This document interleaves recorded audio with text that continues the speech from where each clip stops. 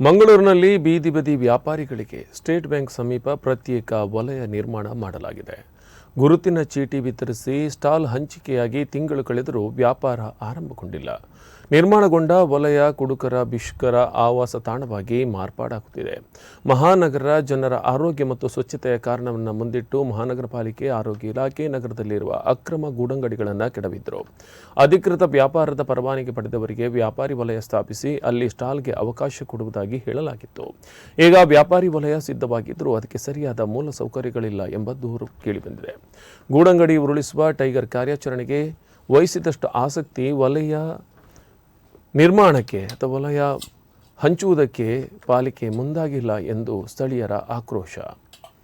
93 ವ್ಯಾಪಾರಿಗಳಿಗೆ ಚೀಟಿ ಎತ್ತುವ ಮೂಲಕ ಸ್ಟಾಲ್ಗಳನ್ನು ವಿತರಿಸಲಾಗಿತ್ತು. ಆದರೆ ಇಲ್ಲಿಯ ತನಕ ವಲಯದಲ್ಲಿ ವ್ಯಾಪಾರ ಆರಂಭಗೊಂಡಿಲ್ಲ. ಬೀದಿ ಬದಿ ವ್ಯಾಪಾರಿ ವಲಯ ನಿರ್ಮಾಣಗೊಂಡು ಬಹುತೇಕ ವರ್ಷ ಪೂರ್ಣಗೊಂಡಿದೆ. ಹಂತ ಹಂತವಾಗಿ ಮೂಲಸೌಕರ್ಯ ವ್ಯವಸ್ಥೆ ಮಾಡಲಾಗಿದೆ. ಪ್ರಸ್ತುತ ಮೇಲ್ಛಾವಣಿ, ನೆಲದ ಕೆಲಸ ಸೇರಿದಂತೆ ವಿದ್ಯುತ್ ಸಂಪರ್ಕ ಕಲ್ಪಿಸಲಾಗಿದೆ. ಆದರೂ ವ್ಯಾಪಾರ ಆರಂಭವಾಗದಿರುವುದು ಯಕ್ಷ ಪ್ರಶ್ನೆಯಾಗಿ ಉಳಿದಿದೆ.